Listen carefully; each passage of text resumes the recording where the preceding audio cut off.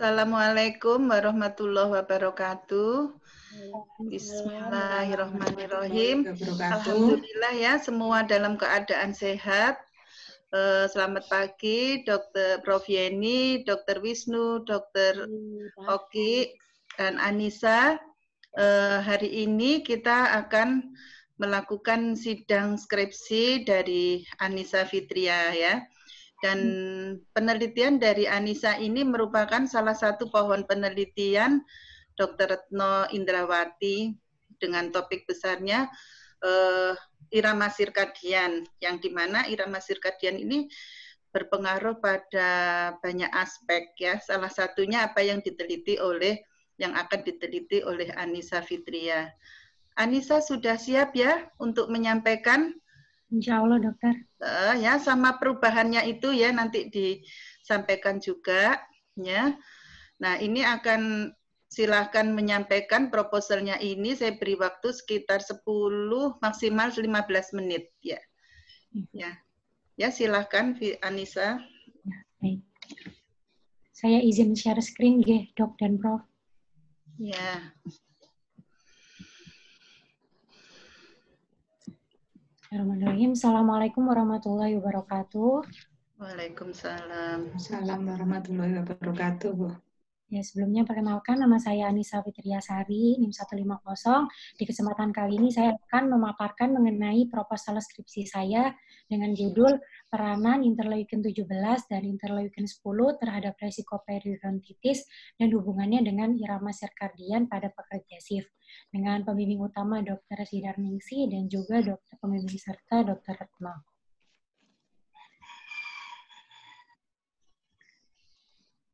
Pekerja shift merupakan pekerjaan di mana waktu kerjanya dibagi menjadi shift malam, shift pagi, dan juga shift pergantian di antara shift malam dan shift pagi.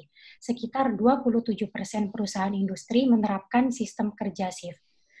Menurut International Classification of Sleep Disorder pada tahun 2014, sekitar 2-5% pekerja shift mengalami gangguan tidur, karena pada pekerja shift diharuskan untuk bekerja pada malam hari, di mana seharusnya para pekerja berada pada fase istirahat. Akibatnya ini memicu munculnya gangguan fisiologis pada irama sirkadian. Pekerja shift sering mengalami gangguan metabolisme, salah satunya yaitu diabetes mellitus dan juga obesitas. Akumulasi trigliserid dan asam lemak yang aktif itu melepaskan sejumlah sitokin. Salah satunya yaitu IL-17 dan IL-10 yang erat kaitannya dengan periodontitis. Dalam hal ini dipengaruhi oleh jumlah produksi dari matriks metaloproteinasa atau MMPS, prostaglandin E2 atau PGE2, dan rangkel. Kemudian flow yang rendah dapat menyebabkan meningkatnya risiko periodontitis. Kemudian pocket dan BOP juga bisa menjadi pemeriksaan awal terhadap adanya penyakit periodontitis. Untuk rumusan masalahnya yaitu apakah IL-17 dan IL-10 berperan terhadap risiko periodontitis dan hubungannya dengan irama sirkadian pada pekerja shift. Maaf. Ini kok nggak kelihatan slide-nya ya? Kok kelihatan wajahnya? Saya kok kelihatan ya? Kelihatan, Bro. Panjenengan mungkin pakai handphone ya? Ya. Itu kadang-kadang ada trouble memang kalau pakai handphone gitu. Kemarin itu bisa kok yang pertama itu. Yang beberapa itu bisa, nih kok nggak bisa. Iya. Kalau mau maksimal pemakaiannya memang pakai laptop, tapi kalau pakai handphone memang sedikit ada masalah kadang-kadang. Terus gimana caranya? Keluar dulu, masuk lagi nanti, Bro. Oh, sudah. Nah, ini sudah kelihatan. Baik, silakan Mbak Anissa. Ya, terima kasih. Untuk tujuan umumnya yaitu menjelaskan peranan IL-17 dan IL-10 terhadap resiko periodontitis dan hubungannya dengan irama sirkadian pada pekerja shift. Untuk tujuan khususnya yaitu menghitung interleukin 17 pada pekerja shift sebagai faktor resiko terjadinya periodontitis karena perubahan irama sirkadian dan menghitung interleukin 10 pada pekerja shift sebagai faktor risiko terjadinya periodontitis karena perubahan irama sirkadian. Untuk manfaat teoritisnya diharapkan dapat memberikan sumbangan bagi kemajuan ilmu tentang peranan IL-17 dan IL-10 terhadap resiko periodontitis dan hubungannya dengan irama sirkadian pada pekerja shift. Dan untuk manfaat praktisnya diharapkan dapat memberikan informasi dan edukasi kepada pekerja shift untuk lebih menjaga oral hygiene sehingga dapat mencegah terjadinya penyakit periodontitis. Nah, kemudian saya akan menjelaskan sedikit tentang kerangka konseptualnya. Jadi ketika kondisi pekerja yang sering mendapat jadwal shift dapat memicu munculnya perubahan irama sirkadian. Hal ini disebabkan oleh nukleus chiasmatik pada hipotalamus. Ketika terdapat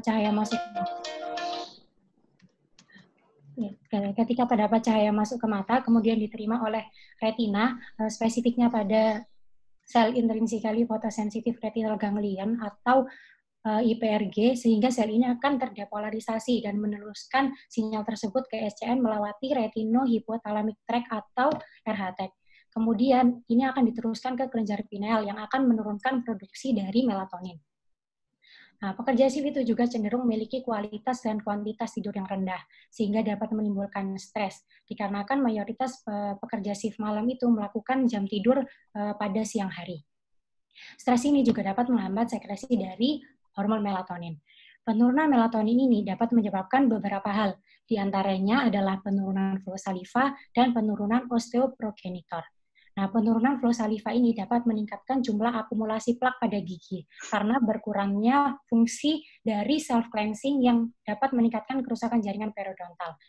Kemudian apabila osteoprogenitornya itu menurun, maka dia akan menstimulasi terjadinya bone destruction sehingga bone loss akan meningkat dan dapat berisiko pada penyakit periodontitis. Kemudian melatonin yang menurun itu juga memicu peningkatan pada hormon ghrelin, sehingga menyebabkan pekerja shift malam itu mengalami peningkatan nafsu makan dan berakibat pada resistensi leptin. Nah, leptin yang resisten ini akan membuat jumlah asupan makanan yang masuk ke dalam tubuh itu tidak terkontrol, karena pekerja shift tersebut tidak merasakan kenyang. Hal tersebut akan berisiko mengakibatkan terjadinya obesitas. Nah, trigliserid dan asam lemak yang aktif itu dapat melepaskan sejumlah sitokin, salah satunya adalah IL-17 dan juga IL-10. Nah, IL-17 ini dapat menginduksi MMPS sehingga terjadi degradasi epitel dan meningkatkan reaksi inflamasi. Nah, selain MMPS, PGE2 yang diproduksi oleh IL-17 itu juga dapat meningkatkan reaksi inflamasi, sehingga menimbulkan kerusakan jaringan periodontal, kemudian dapat terbentuk pocket dan BOP yang merupakan risiko dari periodontitis. Kemudian IL-17 juga dapat meningkatkan rangkel sehingga jumlah osteoklasnya itu meningkat dan menyebabkan peningkatan bone loss yang merupakan resiko dari periodontitis. Nah, IL-10 ini juga terbukti dapat mengendalikan atau mencegah produksi TNF-alfa, IL-17, dan juga beberapa mediator pro-inflamatori lainnya. Kemudian untuk hipotesisnya, yaitu terdapat peranan IL-17 dan IL-10 terhadap resiko periodontitis dan hubungannya dengan irama sirkadian pada pekerja shift. Kemudian jenis penelitiannya yaitu analitik observasional dengan populasi pekerja shift pada pabrik di Gresik dan dengan teknik pengambilan sampel simple random sampling. Untuk rancangan penelitiannya di sini menggunakan cross-sectional. Setelah ditentukan populasinya, kemudian dilakukan randomisasi sampel, kemudian setelah terkumpul sampelnya, maka sampel tersebut dibagi menjadi dua, yaitu sampel 1 pekerja shift dan sampel 2 menjadi pekerja non-shift. Kemudian dari kedua sampel tersebut diambil salivanya untuk diperiksa interleukin 17, interleukin 10, dan juga flow salivanya. Kemudian juga diperiksa jaringan periodontalnya untuk melihat ada atau tidaknya pocket dan BOP-nya. Kemudian dilakukan analisis data. Nah, untuk kriteria inklusi dari penelitian ini, yang pertama adalah laki-laki, pekerja shift yang telah bekerja minimal 3 tahun, usianya 30-50 tahun, selalu mendapat jadwal shift, dan proses pergantian shift-nya rutin. Kemudian untuk kriteria eksklusinya yaitu pasien ortodontik, perokok, dan juga penderita diabetes. Untuk besar sampel pada penelitian ini dihitung menggunakan rumus Lemaître dengan asumsi besar populasi 2.437 dan menghasilkan jumlah sampel sejumlah 42. Untuk variabel bebas dari penelitian ini adalah irama sirkadian pekerja shift, Kemudian variabel kontrolnya adalah pekerja non-shift, dan variabel terikatnya interleukin 10 dan interleukin 17. Untuk definisi operasional variabel yang pertama yaitu interleukin 17. Interleukin 17 yang digunakan adalah interleukin 17 yang terkandung di dalam sampel saliva pekerja shift dan non-shift pada pabrik di Gresik. Pemeriksaan dilakukan menggunakan ELISA kit sandwich. Untuk interleukin 10 juga sama, yang digunakan adalah yang terkandung di dalam sampel saliva pekerja shift dan non-shift pada pabrik di Gresik, dan pemeriksaan dilakukan menggunakan ELISA kit sandwich. Kemudian untuk pocket periodontalnya, pengukurannya dilakukan pada pekerja shift dan non-shift dengan mengukur jarak antara dasar pocket dan margin gingiva dengan cara menyelipkan probe. Skala pengukurannya dicatat menggunakan form penilaian dari Riskesdas.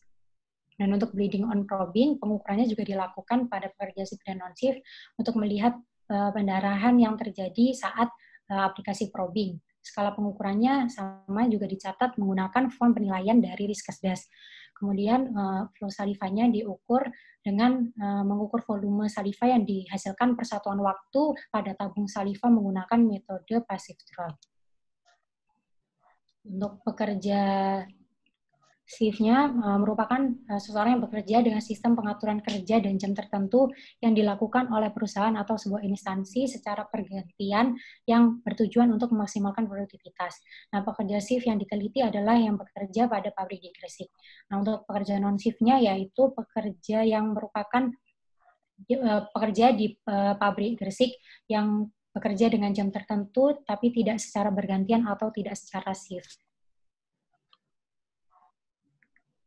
Kemudian untuk lokasi penelitiannya pada pabrik di Gresik, kemudian di Research Center FKG UNER, dan juga Institute of Tropical Disease ITD Universitas Airlangga. Untuk waktu penelitiannya yaitu Juli sampai dengan Oktober 2020. Nah, untuk kurang lebih alat penelitiannya adalah yang pertama probe, kemudian alat tulis, inkubator. Terus aja, nggak usah disebut, ya. Terus. Ya, baik. Kemudian bahan juga nggak usah.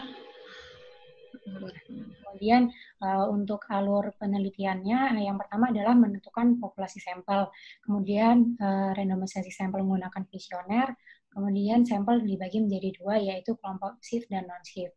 Nah, pada kedua kelompok tersebut diperiksa pocket dan BOP-nya, kemudian mengambil saliva dengan teknik passive draw, serta mengukur flow salivanya. Kemudian dilakukan uji kadar IL-10 dan IL-17 dalam saliva menggunakan ELISA. Dan terakhir dilakukan analisis data. Nah, untuk pengisian kuesioner dan wawancaranya, pekerja shift dan non-shift itu mengisi kuesioner sebelum dilakukan pengambilan sampel dan mengisi informed consent. Kemudian dilakukan wawancara untuk mengidentifikasi risk assessment-nya. Nah, risk assessment-nya ini antara lain adalah usia, kebiasaan merokok, lama bekerja, penderita diabetes, dan juga pemakaian alat ortodontik. Apabila subjek setuju untuk berpartisipasi dalam penelitian, maka dilakukan pengisian informed consent untuk subjek tersebut. Kedua adalah penentuan indeks periodontal. Nah, pemeriksaan ini dilakukan dengan cek probe. Nah, untuk memperkirakan kedalaman penyakit periodontal ini dengan cara mengukur pada minimal 6 gigi, di mana gigi tersebut mewakili satu gigi anterior rahang atas bawah, gigi posterior kanan rahang atas bawah, satu gigi posterior kiri rahang atas bawah.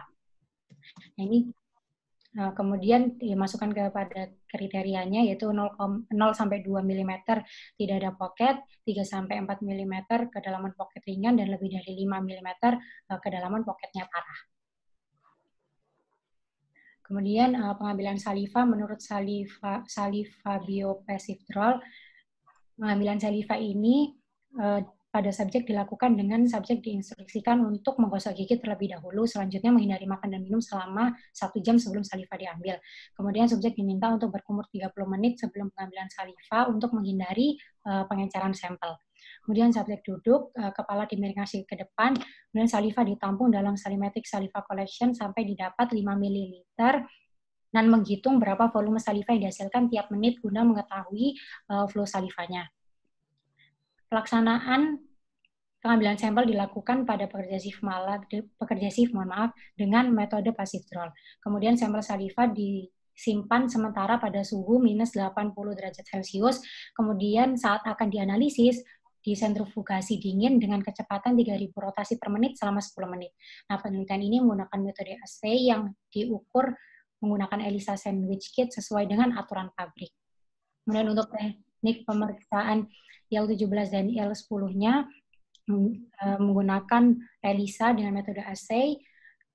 Konsentrasi IL-10 dan IL-17 dalam sampel saliva ini ditentukan dengan membandingkan rata-rata absorbansi masing-masing sampel dengan konsentrasi dalam kurva standar uji. Hasilnya dinyatakan sebagai pikogram per mililiter. Kemudian untuk analisis datanya, yang pertama ada uji normalitas distribusi data. Di sini menggunakan uji statistik Kolmogorov-Smirnov Z, kemudian uji homogenitas menggunakan Levin test, uji beda menggunakan uji statistik independent t-test dan Mann-Whitney, kemudian uji korelasi menggunakan uji statistik Pearson dan Spearman. Kemudian ini untuk yang menggunakan hewan coba, dokter, saya coba paparkan. Untuk metode penelitian menggunakan hewan coba ini, jenis penelitiannya adalah eksperimental. Kemudian rancangan penelitiannya menggunakan rancangan eksperimen sederhana post-test control group design dengan sampel penelitian adalah hewan yang digunakan dalam penelitian ini adalah mencit galur Swiss Webster jantan berumur sekitar 4 minggu dengan berat 15 hingga 25 gram. Nah, pemberian pakan dan air minum dilakukan secara ad libitum. Kemudian ini alur penelitiannya, jadi 25 ekor mencit yang berumur 4 minggu itu dibagi menjadi 5, satunya menjadi kontrol. Kemudian yang 4 ini akan dilakukan perlakuan sirkadian. Setelah itu akan diinduksi obesitas, kemudian diinduksi streptozotocin sehingga mencit akan mengalami diabetes mellitus tipe 2, kemudian akan diambil sampel darahnya dan diperiksa IL-17 dan IL-10-nya. Setelah itu dari mencit tersebut akan diambil tulang alveolarnya, kemudian diproses sehingga osteoklasnya dapat dilihat dengan sediaan mikroskop dengan pembesaran 400 kali. Bisa artinya OT 6T ini apa? Ya, ini ya? Ya, setelah ini saya jelaskan. Ya. Ya, jadi untuk perlakuan sirkadian yang tadi sebelumnya itu, yang pertama sebanyak 25 ekor mencit berumur 4 minggu dibagi ke dalam 4 kelompok. Perlakuan foto periode dengan 1 kelompok kontrol. Nah, kelompok kontrolnya ini disebut dengan 12T, yaitu dengan periode 12 jam terang. Kemudian kelompok yang sisanya itu diperlakukan menjadi tidak mendapatkan jam terang, kemudian ada 6 jam terang, yaitu 6T, 18 jam terang, dan 24 jam terang. Nah, setiap kelompok itu diletakkan dalam ruang pencahayaan yang memiliki sebuah lampu neon beserta timer switch untuk pengaturan durasi cahaya.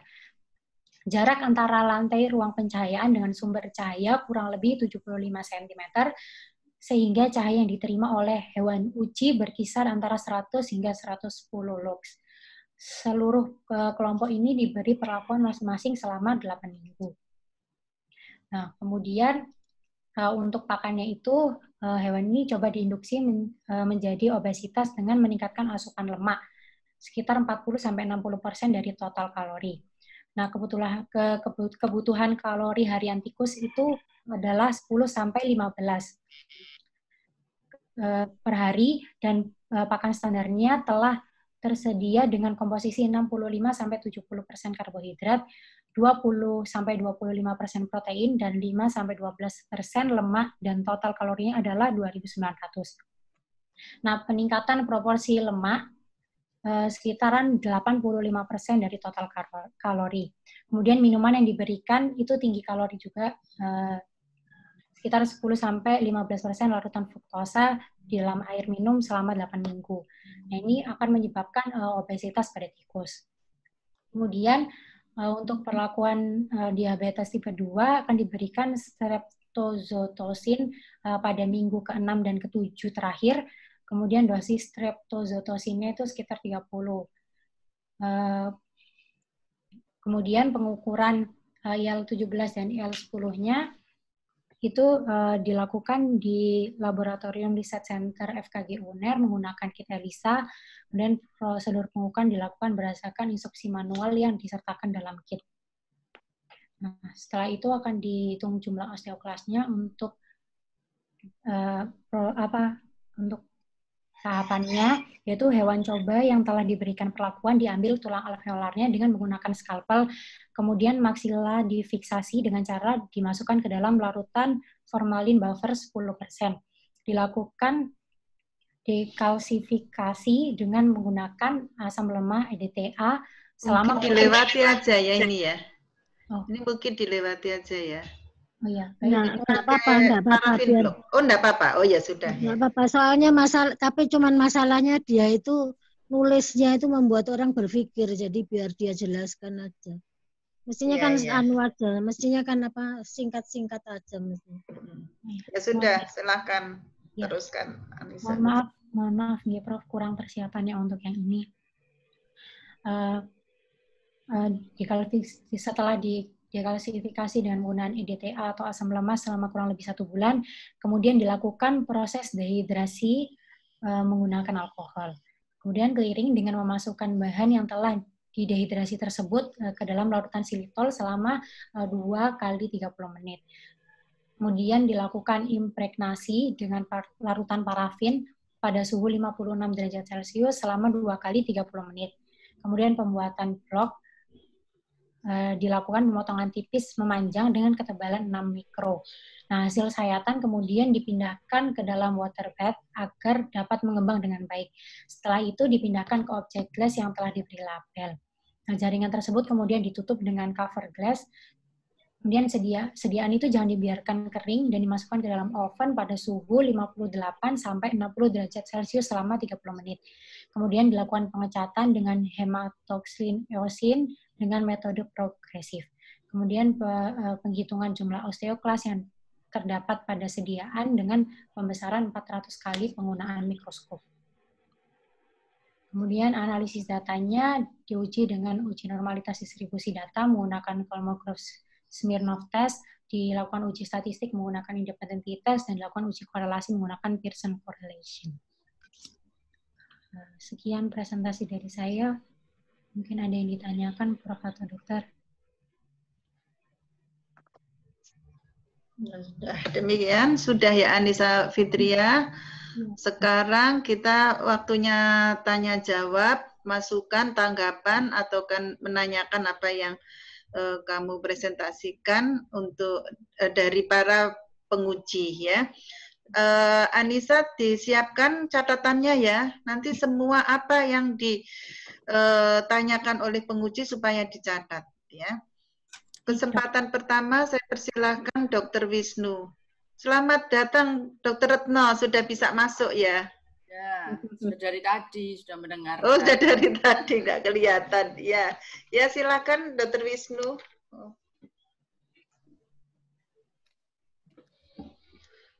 Speakernya Dr. Wisnu. Mikrofonnya.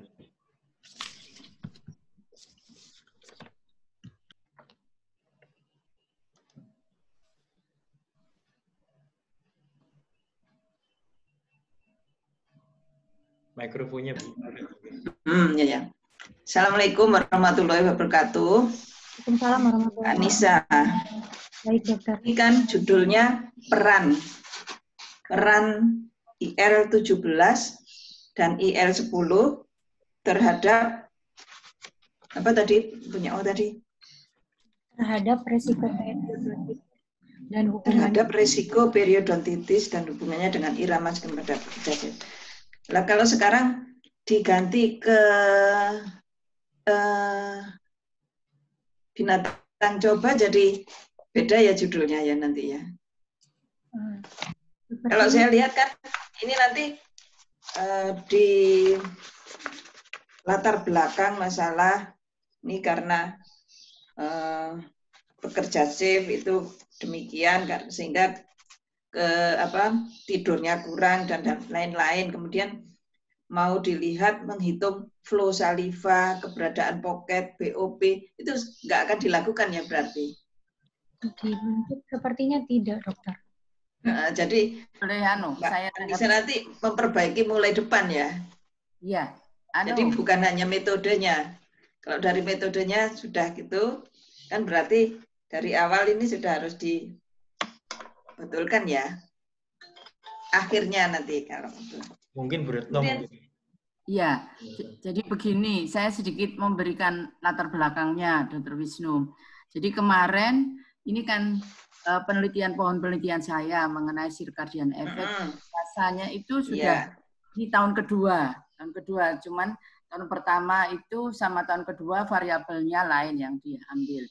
Kemarin itu Alia sudah ujian karena dari para penguji itu menyatakan bahwa rasanya kalau pada manusia itu tidak mungkin dilakukan dengan keadaan pandemi ini. Jadi saya switch, memang sudah saya cadangkan kepada mereka pakai hewan coba. Nah, saya membuat metodologinya aja kemarin hewan coba. Saya berikan ke mahasiswa, tetapi ya memang karena mendesak, maka tadi hasil metodenya seperti itu, tetapi sudah sangat rinci dan sudah bisa dikerjakan. Hanya memang benar, Bu Wisnu, nanti dari awal itu yang manusia-manusia itu diganti. Tetapi mengenai circadian tadi di metodologi kan sudah ada bahwa hewan cobanya juga dibuat circadian. Jadi urutannya itu sama seperti kalau kita pakai manusia, tapi ini pada hewan. Cuma mengenai periodontitisnya justru tidak dilihat BOP dan sebagainya, dilihatnya terakhir pakai osteoklas yang meningkat itu menunjukkan terjadi resorpsi. Itu mungkin ya Anissa sedikit. Saya minta maaf tadi malam sampai sama Dr. Sidar sampai juga sahur ya, Dr. Iya, ya makanya saya bilang ini berarti harus dianu dari awal ya. Iya. Dia ditulisin apakah rumusan peran. Itu peran yang bagaimana kan di sini yang di tujuan khusus menghitung IL 17. Dia menghitung IL 10. Bagaimana dia bisa menjelaskan peran itu gimana nanti? Kalau naik perannya bagaimana, kalau turun perannya bagaimana gitu ya? Jawabannya peran ini loh. Apa Anissa, saya yang nggak paham ya? Anissa yang jawab.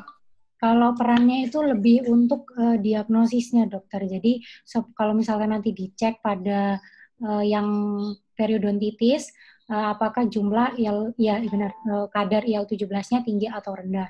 Kalau tinggi berarti dia terjadi inflamasi. Tapi untuk IL-10 itu berbanding terbalik dengan IL-17-nya. Jadi ketika IL-10 itu lebih banyak di yang sehat, seperti itu, dok. Jadi sebagai penglihatannya ada inflamasi atau tidak perannya. Jadi menghitung IL, apakah ada penurunan gitu?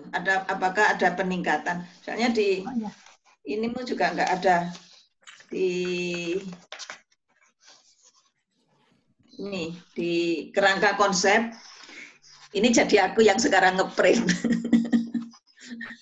Soalnya lihat di komputer nggak bisa. Nah ini kan ada akumulasi IL-17 dan IL-10. Ini enggak hanya begitu aja, nggak ada meningkat atau menurun gitu ya. Jadi saya nggak ngerti. Coba nanti lagi peran, bahwa dia berperan nanti di hipotesisnya terdapat peranan ya, memang sudah satu garis itu dengan judul, permasalahan dan hipotesis, tapi saya tidak tahu peranan ini apa gitu loh. Ya. Baik. Apakah itu nanti dijelaskan lagi atau gimana? Saran Dr. Wisnu apa harus dijelaskan di latar belakang masalah ya? Iya, jadi di latar belakang masalah maksudnya peranan itu apa gitu, atau di definisi operasional ya.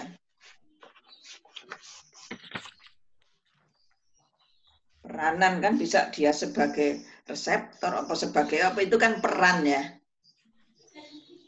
Apakah dia sebagai apa? Indikator maksudnya. Iya, dokter. Indikator ya, perannya dia sebagai indikator ya. Jadi kalau ada peningkatan berarti akan terjadi periodontitis gitu. Iya, dokter. Gitu ya. Sebagai indikator.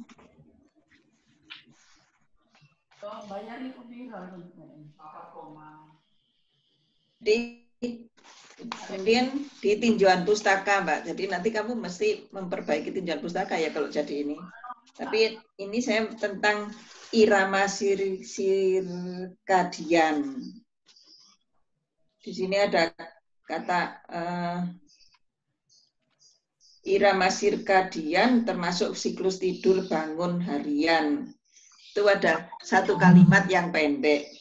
Mestinya langsung aja yang dipengaruhi, ada di ini definisi irama sirkadian. Halaman berapa?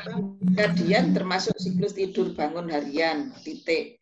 Dipengaruhi oleh, lebih baik itu diteruskan, yang dipengaruhi oleh cahaya, suhu, dan faktor eksternal.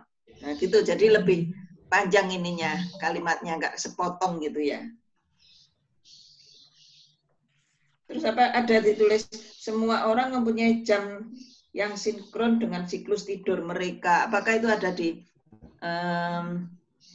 apa ya, karangan referensi skripsi ya, atau mereka itu kata ganti mereka, kami kan gitu.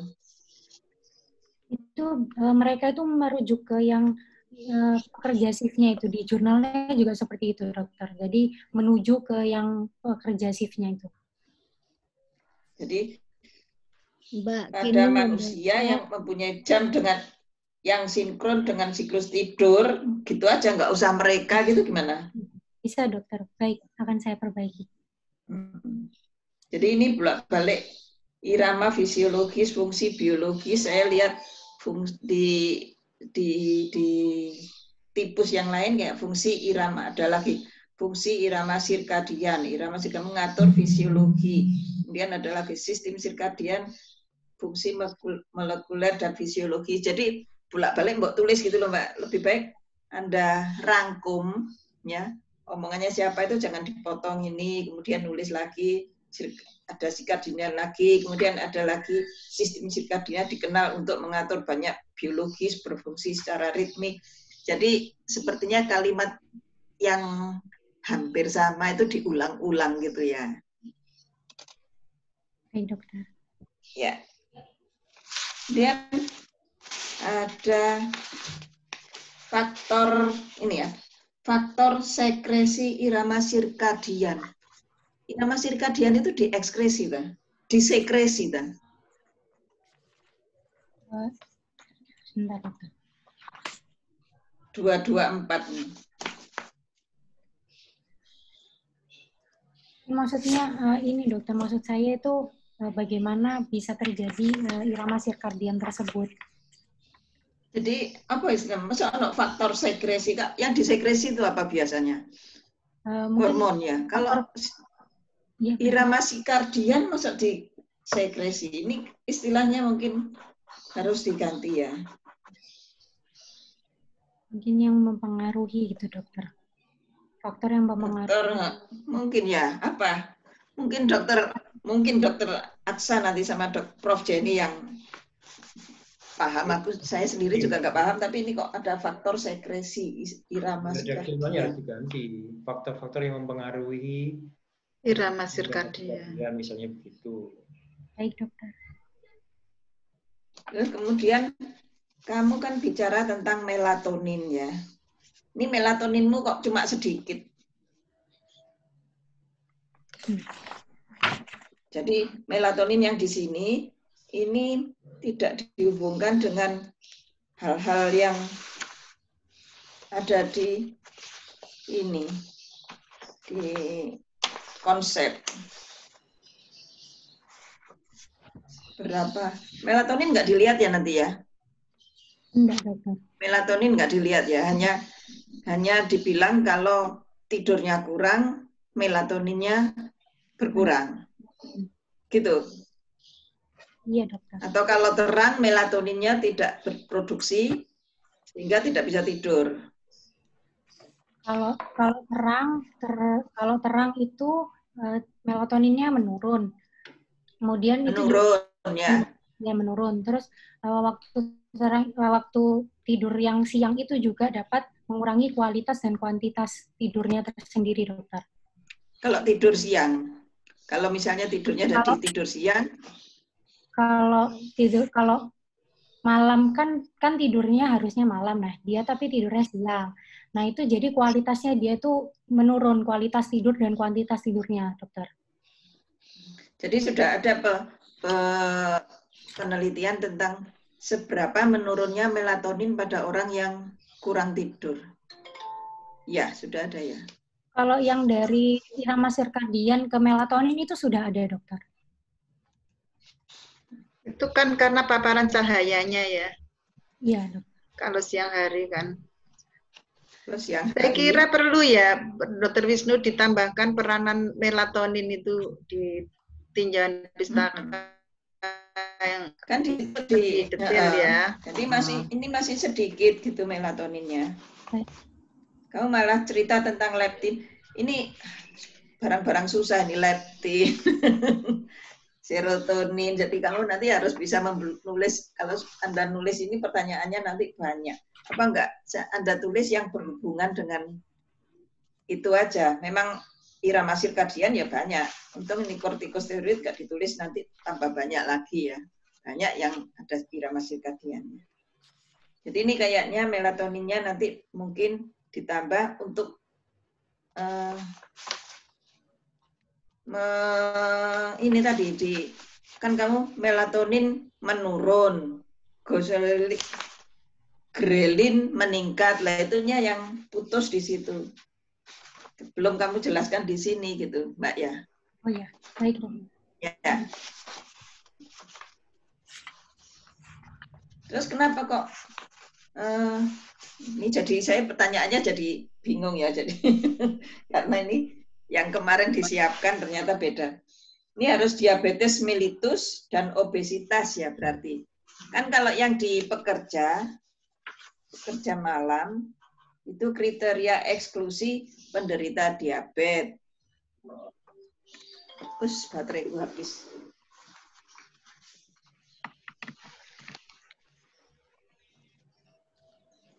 Eksklusi penderita diabetes berhubung sekarang pada binatang coba. Jadi ini memang dibuat obes, kemudian dibuat diabetes. Iya. Iya, dokter. Jadi obesnya bukan karena sirkadian ya. Jadi nanti ada yang sirkadian yang dikasih terang gelap itu juga diiringi dengan penambahan dari makanannya itu, dokter. Yang sama. Yang kontrol dengan yang dibuat beda, misalnya Anda buat gelap, kan mencet itu nokturnal ya? Iya. Iya. Iya. Jadi irama sirkadiannya sama ya? Balik dengan manusia. Pakai lampu makanya Bu tadi. Balik, tidak sama. Balik. Pakai lampu. Ya. Enggak, maksudku sama ya. Jadi nanti tidurnya kan siang, sepanjang siang, itu dibuat malam, dibuat gelap gitu ya. Ya, Pak, aku gak ngerti. Ya nanti sedikit itu didiskusikan lagi ya. Jadi sedikit. Pertanyaan tadi gemuknya itu atau diabetesnya itu karena paparan sinar yang dimodifikasi untuk meng-create irama sirkadian, gangguan irama sirkadian, atau karena dietnya diperbanyak gitu loh. Nah, iya itu. Jadi saya terangkan boleh ya. Yeah. Jadi begini Pak Oki sama Bu Wisnu.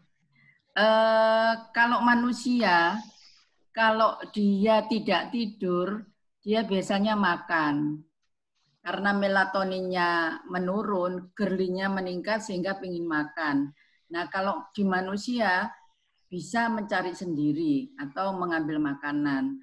Kalau pada hewan coba, ya kita sediakan. Makanya makanan itu disediakan ditambah jumlahnya dengan harapan nanti kelihatan. Kalau yang pada kan nocturna, hewan tikus. Kalau dia diberi yang malam terus, berarti dia akan memang kebalikan dengan manusia. Dia harusnya melek, ya melek terus. Nah, berarti dia diharapkan dia diberi terang biar tidur terus. Ya apa ya apa? Iya, diberi terang kebalikan sama manusia. Kalau terang dia malah ingin tidur. Iya, nah, kan, ya terserah makanannya nanti dimakan apa tidak, tetapi kita menyediakan makanan lebih. Sehingga nanti obesnya itu dengan harapan berasal dari sirkadian dan makanannya disediakan dengan harapan kalau dia lapar ya makan terus, karena malam dia binatang malam yang 24 jam itu malam terus dia akan makan terus begitu. Ini dari jurnal yang saya ambil ceritanya begitu. Nggak tahu, monggo saya yang bukan ahli faal bisa mungkin ditambahkan untuk saran pada Anissa.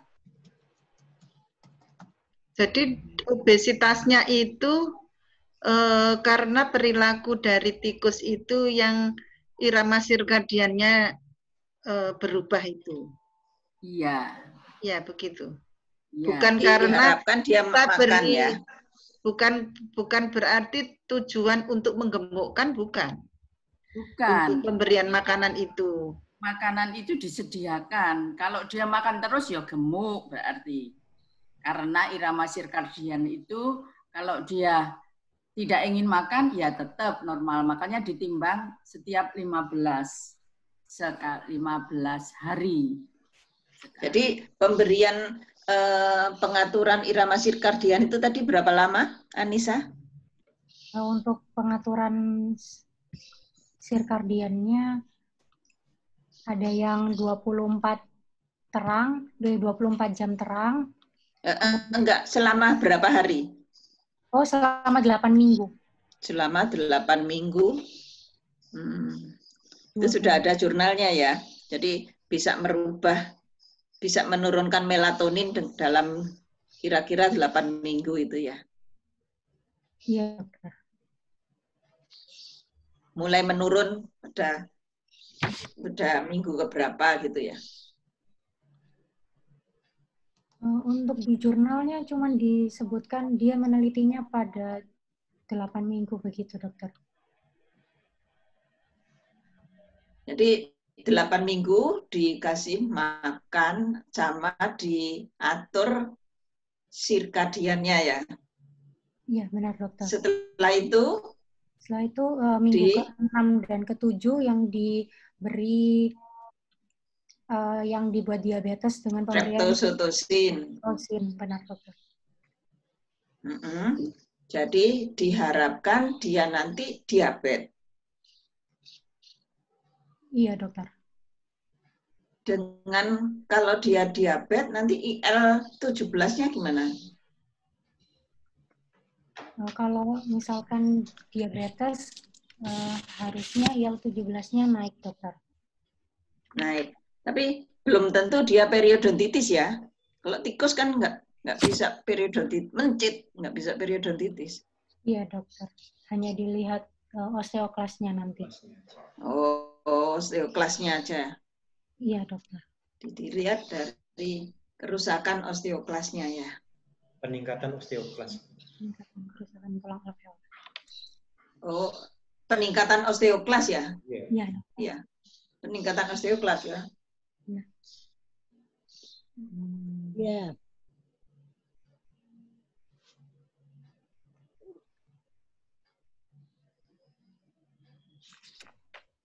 Masih ada lagi, Dr. Wisnu? Iya. Nah, soalnya di sini digerelin ini loh. Sel oksintik yang berada di dalam perut dapat mensekresi hormon grelin sebelum waktu makan tanpa dipengaruhi oleh adanya cahaya yang memicu munculnya irama sirkadian. Tapi melatonin dipengaruhi adanya cahaya. Itu aja yang saya yang nggak paham itu. Mungkin nanti Dokter Aksa atau Prof Jenny yang bisa. Jadi ini saya pikir iya melatoninnya keluar tuh atau malam hari. Dan kita ya itu nanti perlu diperbaiki itu konsep dasarnya itu. Nanti ada bomnya saya. Iya. Ya jadi itu banyak kalimat-kalimat yang pendek, kemudian dititik, kemudian menulis selanjutnya. Saya pikir itu dijadikan satu seperti ini di patogenesis periodontitis. Loh nanti pakai ini. Patogenesis periodontitis dipakai enggak ya? Dipakai ya? Dokter Retno, dipakai ya?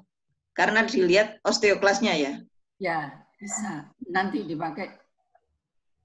Jadi kan ini pada yang kedua ini Mbak. Ini kan pada periode terjadi infiltrasi sel neutrofil, titik. Itu kan terlalu pendek kalimatnya.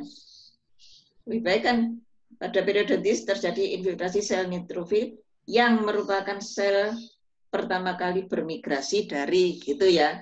Jadi terusin aja, jangan dipotong-potong gitu.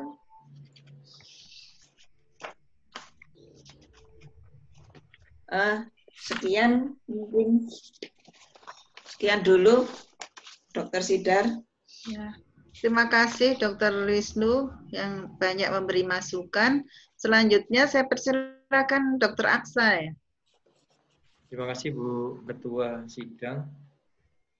Pertama-tama saya ucapkan selamat pada Anissa Fitriasari yang telah menyelesaikan naskahnya dengan baik dengan usaha-usahanya.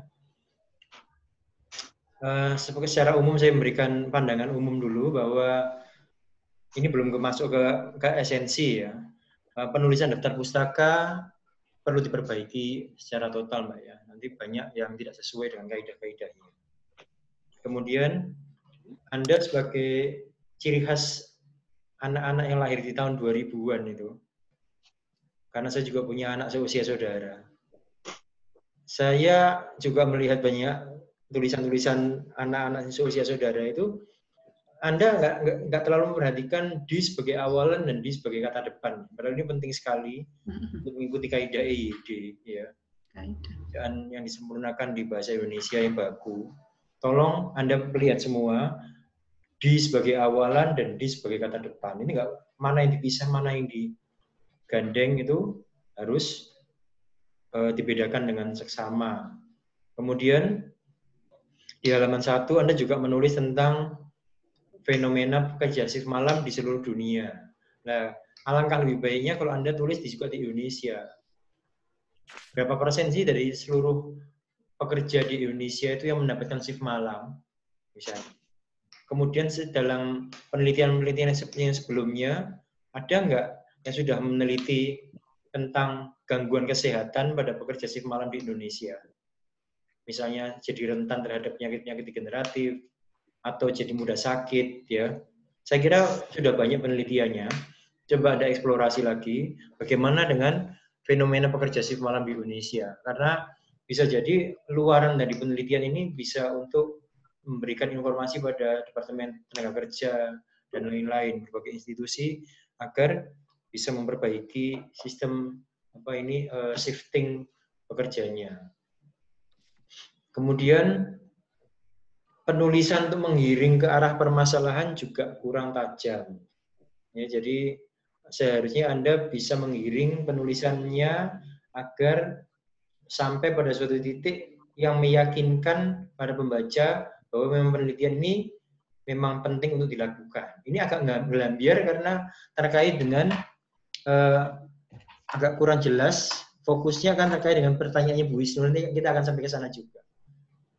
Misalnya gini, di halaman 5 Anda tertulis salah satu langkah yang bisa dilakukan dalam menyelesaikan permasalahan tersebut adalah dengan memberikan SOP mengenai asupan atau meal intake. Sehingga para pekerja tidak mengalami hiperglikemi yang merupakan faktor risiko dari periodontitis. Ya, ini agak kurang nyambung dengan permasalahannya. bagaimana caranya perusahaan itu memberikan asupan makanan. Kalau dikasih makanan yang banyak ya jadi malah hiperglikemi. Ya, kalau disuruh puasa nanti malah lemas. Ya gimana? Oh, kaitannya itu bukan sama ini, sebenarnya kaitannya sama pola tidurnya yang nggak jelas itu tadi. Ya, jadi mungkin bisa di-review lagi. Kemudian yang benar terminologinya itu peran atau peranan, itu ya. Coba nanti Anda lihat dalam kamus bahasa Indonesia. Setahu saya kok peran yang lebih benar, ya. Ini secara umum. Sekarang kita masuk ke dalam esensi. Ya. Judulnya saya sepakat dengan Bu Wisnu, peranan IL-17 dan IL-10 terhadap risiko periodontitis dan hubungannya dengan irama sirkadian pada pekerja shift ini, kalau memang pakai judul ini ya, itu memang agak gimana ya kata-katanya ya. Yang jelas, sudah jelas sekali bahwa IL-7 dan IL-10 itu adalah faktor risiko terhadap periodontitis. Kalau saya boleh usulkan adalah resiko pekerja shift malam,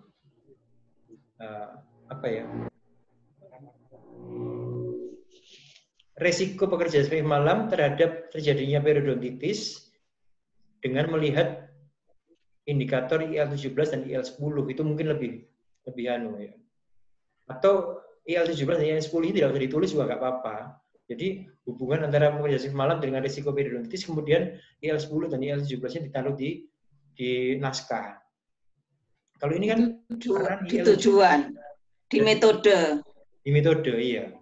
Indikator yang digunakan untuk melihat terjadinya periodontitis itu. Iya. Ini pendahuluan mungkin ya. Pendahuluan juga pendahuluan juga bisa. Oke, ya. Jadi, judulnya ini pekerja shift malam apa shift saja, Pak Oki?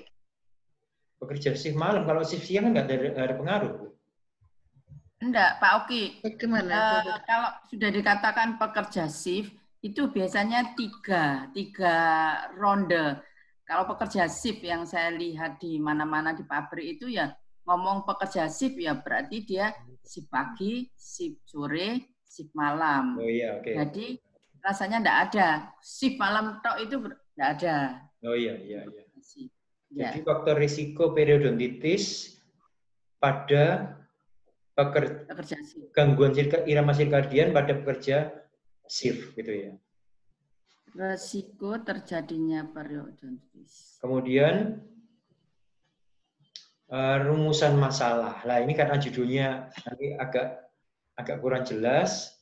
Rumusan masalah ini juga agak perlu dipertajam sepertinya. Kalau saya bacakan di sini adalah apakah IL-17 dan IL-10 berperan terhadap risiko periodontitis? Secara teori yang sudah jelas. Kalau menurut saya lebih gini aja, apakah terjadi peningkatan IL-17 dan IL-10 sebagai risiko ada pekerja shift ya? Iya, sebagai faktor risiko periodontitis pada pekerja shift. Karena judulnya berubah tadi. Iya, jadi jawabannya nanti kesimpulannya adalah ya atau tidak terjadi peningkatan IL-17 dan IL-10 pada pekerja shift sebagai marker atau indikator risiko periodontitis. Kemudian tujuan umumnya akan menyesuaikan, membuktikan bahwa terjadi peningkatan IL-17 dan IL-10 pada pekerja shift sebagai marker atau indikator risiko periodontitis. Tujuan khususnya saya lihat sudah benar, menghitung IL-10 dan IL-17. Ini sudah benar. Itu yang IL interleukin 17 sama 10 sama-sama peningkatan apa ada yang penurunan? Yang dia bisa berisiko terjadi periodontitis itu. Teorinya. Gimana, Bu? Oh, mungkin bisa jawab. Interleukin 10 itu kan antiinflamasi. Antiinflamasi. Jadi itu risetnya. Jadi kalau interleukin 17-nya sangat naik dan interleukin 10-nya tinggi, jadi sama-sama tinggi berarti terjadi homeostasis. Tapi kalau interleukin 10-nya tidak meningkat, interleukin 17-nya meningkat, pasti terjadi resorpsi. Sama-sama meningkat. Jadi sebagai antiinflamasi juga harus tinggi.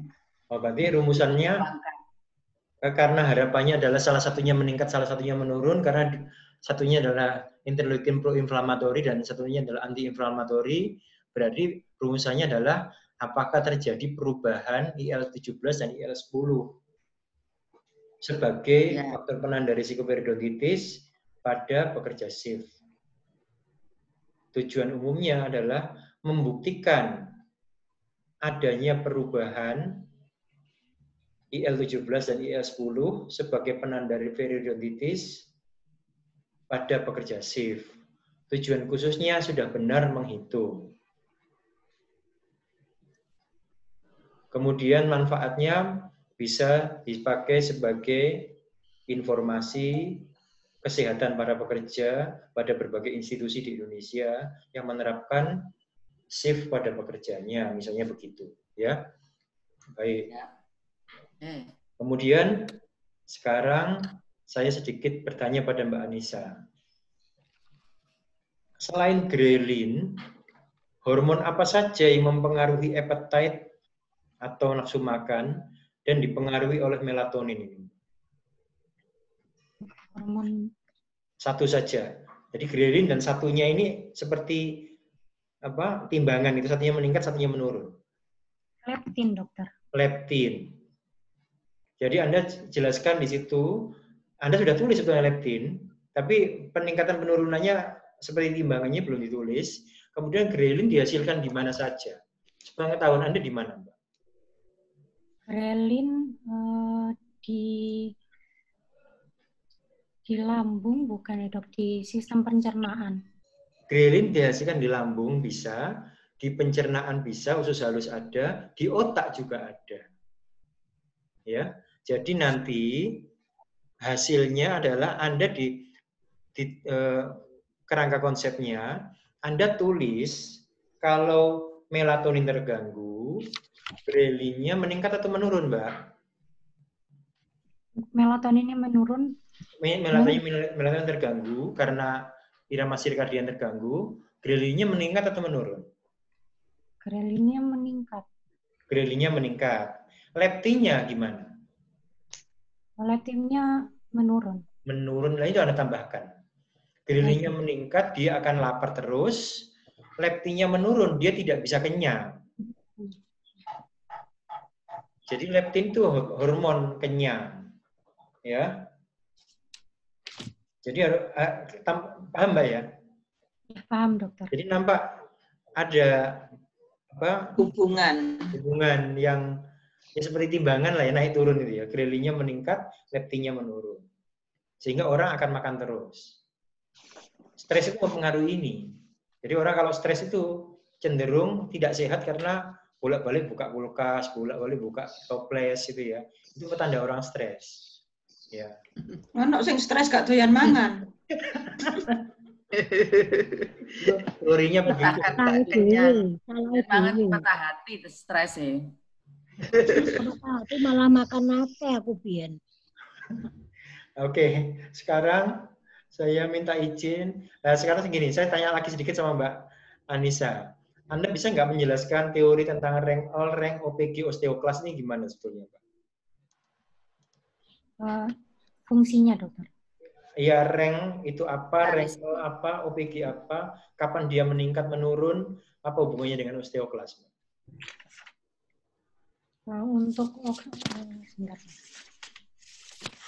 Karena penting banget ini.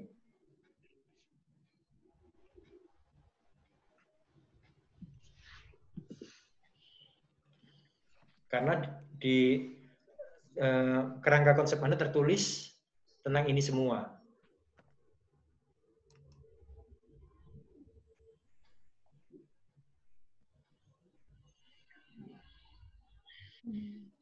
Maksudnya mekanisme rangkelnya sehingga menyebabkan osteoklas meningkat, begitu Kak, dokter? Ya, apa itu rank all, ya. Jadi bisa saya share di sini, Mbak ya. Ya, boleh dokter. Rank itu kalau berikatan dengan rank all kalau berikatan dengan rank, maka terjadi peningkatan osteoklas. untuk supaya tidak berikatan dengan rank, maka OPG harus banyak. OPG akan berkompetisi dengan rank untuk meningkat rank L. Tahu maksudnya ya? Jadi rank dan rank L ini kalau berikatan, rank ini mempunyai reseptor namanya rank L mempunyai reseptor namanya rank. Kalau rank L berikatan dengan rank, maka akan memicu osteoklas. Oleh karena itu rank L harus tidak berikatan dengan rank. Oleh karena itu rank akan berkompetisi dengan OPG. Rank kalau berikatan dengan OPG, dia tidak berikatan dengan rank L kalau berikatan dengan OPG, dia tidak berikatan dengan rank. Sehingga osteoklas tidak terbentuk. Ya. Jadi pada kasus periodontitis, maka seperti yang Anda gambarkan sebenarnya sudah Anda tulis di kerangka konsep. Kalau rank-nya meningkat atau OPG-nya menurun, yang jelas perbandingan antara rank L dan OPG ini tinggi, maka ada rank L yang tidak terikat oleh OPG. Rank L yang tidak terikat dengan OPG ini dia bebas akan berikatan dengan rank. Ini akan memicu terjadinya osteoklas. Kalau pada kondisi homeostasis, OPG-nya itu banyak, rank L-nya sedikit. OPG-nya meningkat, rank L-nya sedikit, atau rank L-nya sedikit, OPG-nya tetap. Yang jelas OPG-nya itu tersedia cukup banyak untuk mengikat rank L ini. Ya. Nah, kondisi yang Anda gambarkan di kerangka konsep adalah kondisi di mana rank L-nya meningkat, sudah Anda tulis memang. OPG-nya menurun, sudah Anda tulis juga. Alangkah baiknya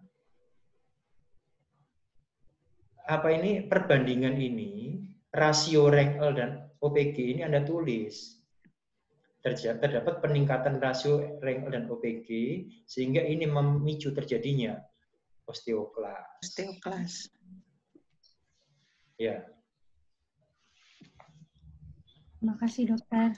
Kemudian itu tadi kuliahnya DO kita. Apa di proposalnya Anissa? Kuliah saya. DO sudah dikasih loh, Anissa. Iya, dokter. Ya, lupa. Kemudian berikutnya, nah ini saya tanya sama Anissa atau Bu Retno, metode rekayasa pencahayaan untuk merekayasa hormon melatonin itu apakah sudah baku ya Bu Retno ya? Setahu saya kok tikus itu tidak bisa direkayasa begitu. Dia bisa ngerti ini siang atau malam, walaupun diberi lampu direkayasa dengan lampu. Bagaimana menurut Bu Retno? Ya, begini, itu yang ditampilkan oleh Anissa itu adalah hasil penelitian seseorang. Sebenarnya saya sudah meneliti pada hewan coba, tetapi pada terwelu. Ya, bisa hasilnya. Ya, bisa. Kalau terwelu itu kan sama dengan manusia, siangnya bangun, malam tidur, dan menunjukkan terjadinya periodontitis yang tinggi sekali. Artinya apa itu resorpsinya. Tapi ini tikus saya dapatkan dari mencit ini bukan tikus, mencit. Ya, mencit dari penelitian lain. Ya mudah-mudahan kalau memang menurut Oki tidak bisa, itu tidak bisanya tikus itu walaupun malam dia bangun terus, walaupun siang ya bangun terus, tidak tidur. Saya belum nyoba, belum mengerti. Saya hanya konfirmasi aja, karena setahu saya, tapi kalau memang panjenengan sudah terima ada jurnalnya, ada metodenya ya bagus. Sudah saya percaya. Ya. Di dalam jurnal tersebut disebutkan yang terlihat signifikan itu yang tanpa sinar selama 24 jam dan satunya dengan sinar 24 jam. Dua kutub itu yang baru terjadi signifikan. Yang cuma 4, kemudian 8 itu tidak merubah. Jadi yang sama sekali tidak dapat sinar, satunya benar-benar mendapat sinar terus itu ternyata hasilnya baru kelihatan. Baik, kalau memang sudah ada jurnalnya ya saya kira bisa diteruskan. Ya. Mungkin memang penelitiannya sudah banyak. Saya kira cuma itu aja Bu Ketua. Semoga bisa memberikan manfaat pertanyaannya. Ya, terima kasih Dr. Oki. Walaupun nggak banyak sekali, tapi besar sekali manfaatnya ya. Nanti supaya diperhatikan Anissa untuk perbaikan ya. Selanjutnya Prof. Yeni. Ya. Monggo silahkan Prof. Yeni. Ya, terima kasih atas waktunya Ibu Ketua Penguji. Kenapa saya minta yang terakhir?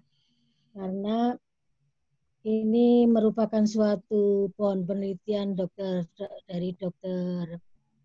Retno, di mana 3 orang itu yang saya lihat adalah judulnya itu peran ini pada irama sirkadian, gitu ya. Peran ini pada hubungannya dengan irama sirkadian. Jadi kemarin sudah saya usulkan bahwa langsung aja kita bilang peran irama sirkadian terhadap apa? Kalau yang di sini ini kan terhadap L17.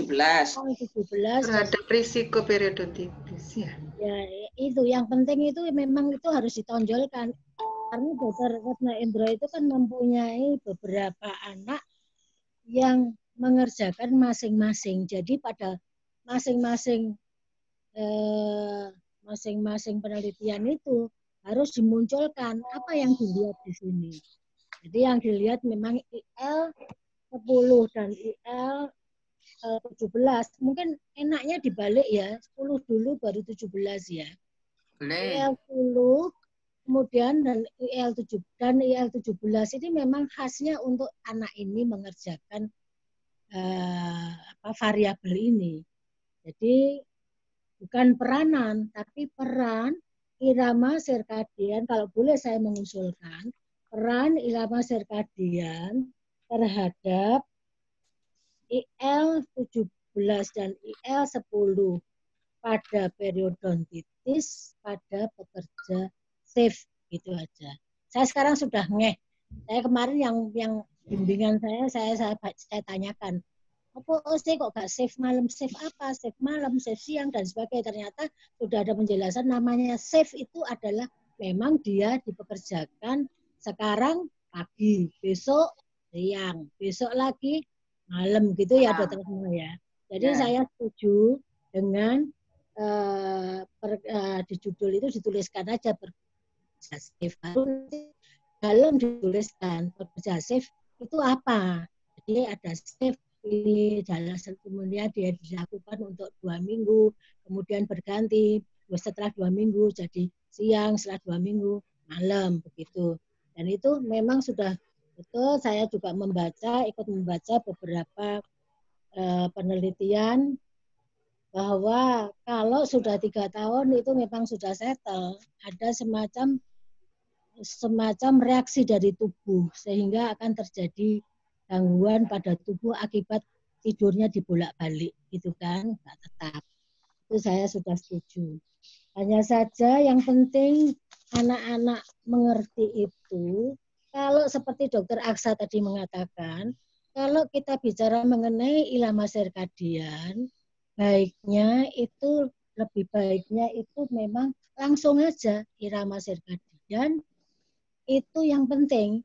Jangan bicara memang di otak, tapi jangan bicara bahwa SCN itu di hipotalamus, karena SCN itu adanya di pineal, di kelenjar pineal, bukan di hipotalamus ya, Oke ya.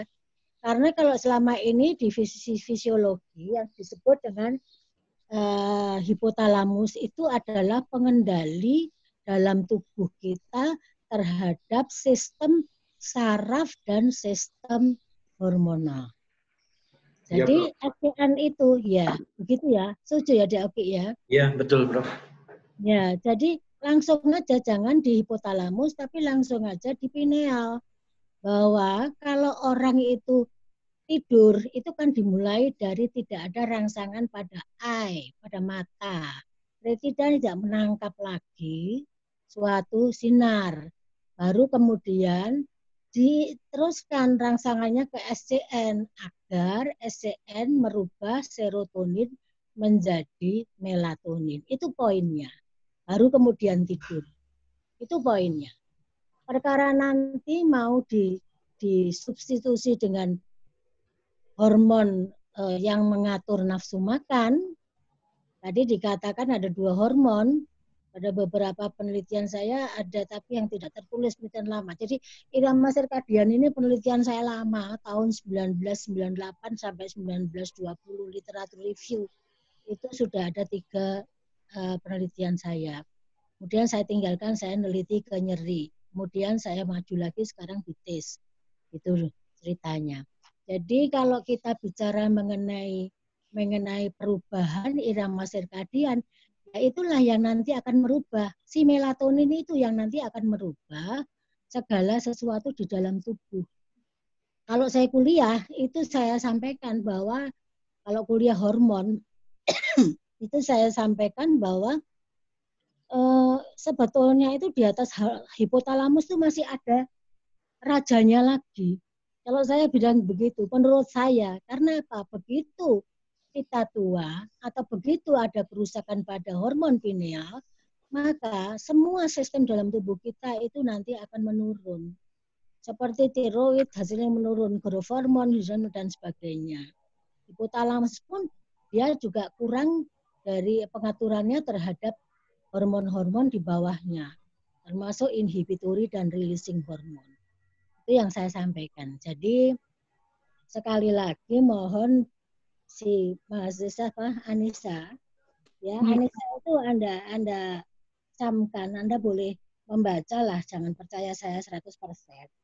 Jadi Anda harus membaca bahwa yang penting itu adalah dari irama sirkadian itu, yang penting adalah mulai dari mata, kemudian ya mata, hipotalamusnya tolong di-script aja, kemudian langsung ke SCN, dari SCN itu nanti akan merangsang supaya si serotonin itu menurun, meningkat untuk menghasilkan melatonin. Lah itu sudah baru sukses tidurnya.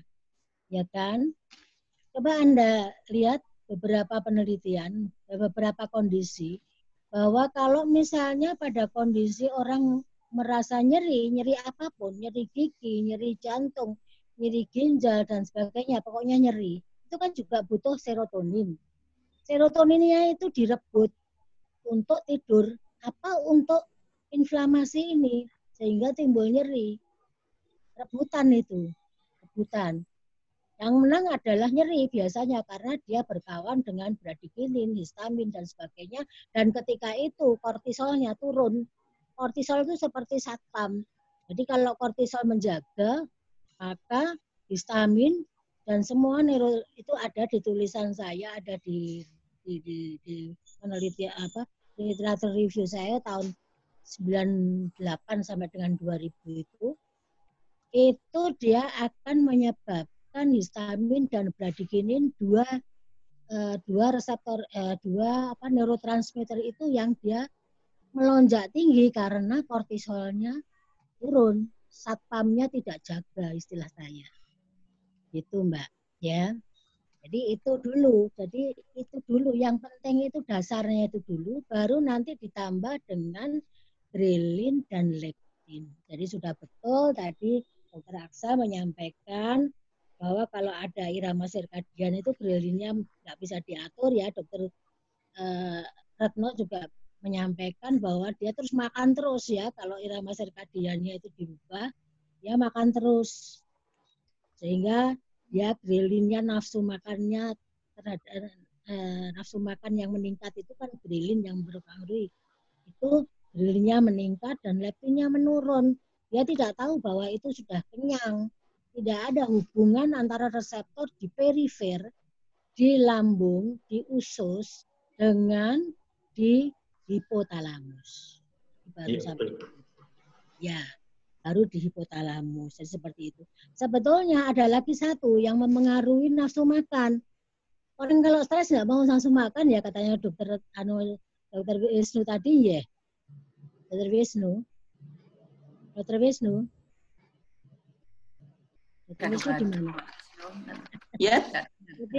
Jadi orang tadi kan katanya kalau stres itu nafsu makannya itu menurun katanya ya. Ada yang menurun, ada yang cari makanan. Ya, yang menurun.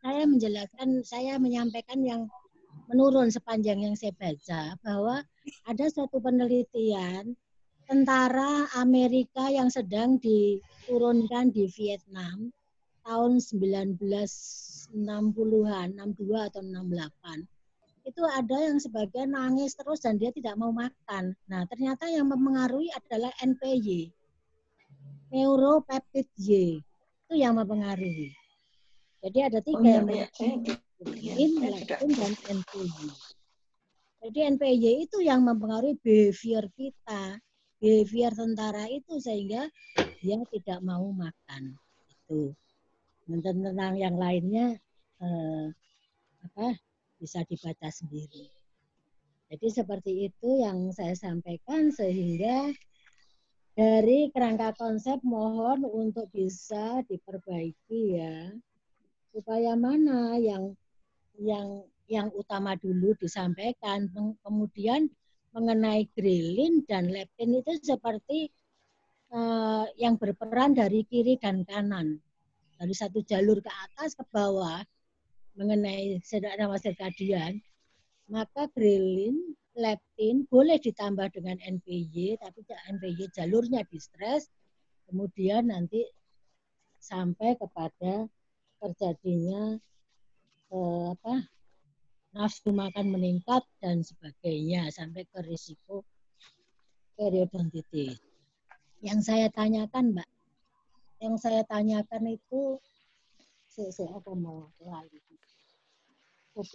Ya.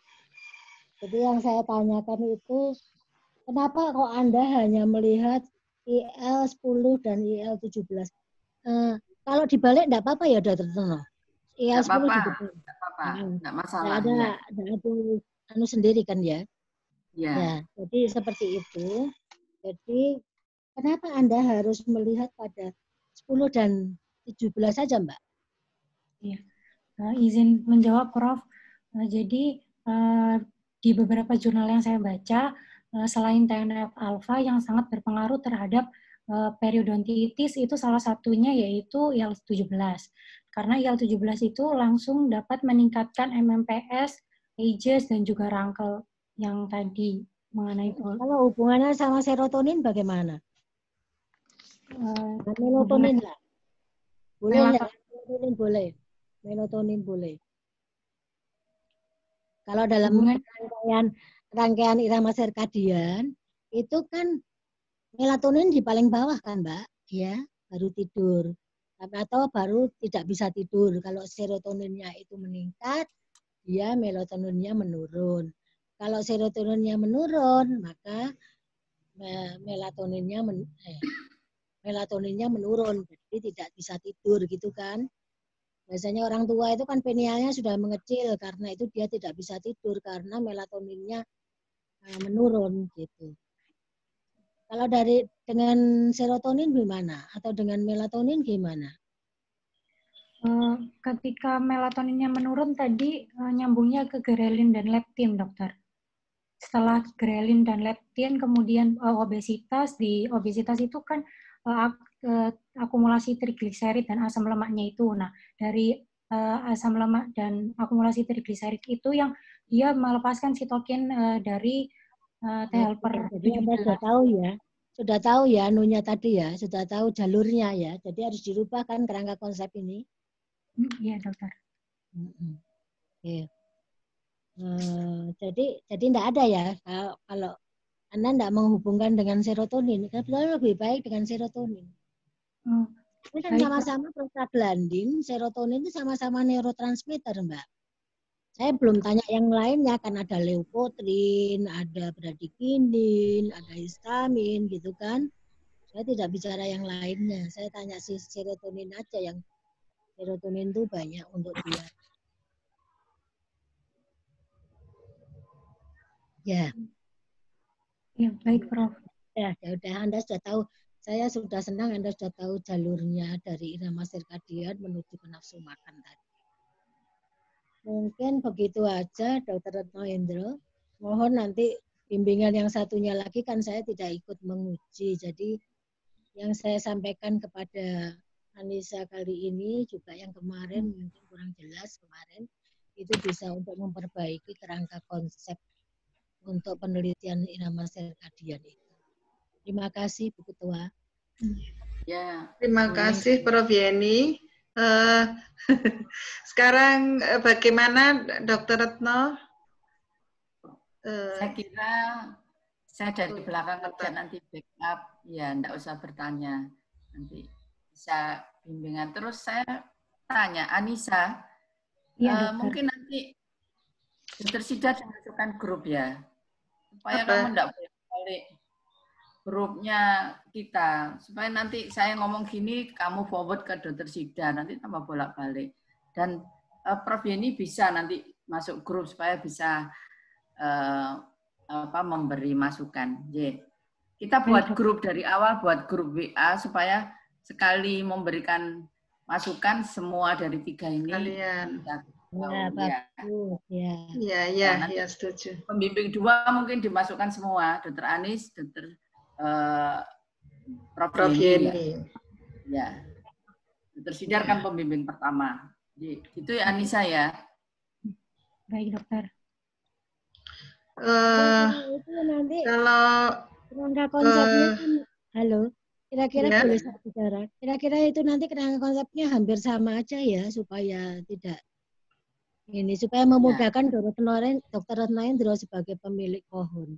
Iya, sebenarnya gini, Prof. Yeni. Saya dari waktu mengajukan penelitian ini sudah ada kerangka konsep besarnya. Kemudian kita bagi mana yang dilakukan mahasiswa, mana yang nanti mungkin tahun kedua, ketiga dilakukan. Karena saya waktu itu mengajukan 3 tahun. Jadi monggo nanti kalau kita sudah di dalam satu grup, kita bisa saling mungkin saya tidak begitu ngerti faal, nanti Prof. Yeni bisa memberi masukan. Begitu ya, Prof. ya? Silakan, Dr. Oki juga pinter kok, Dr. Hanis juga ya, pinter. Boleh.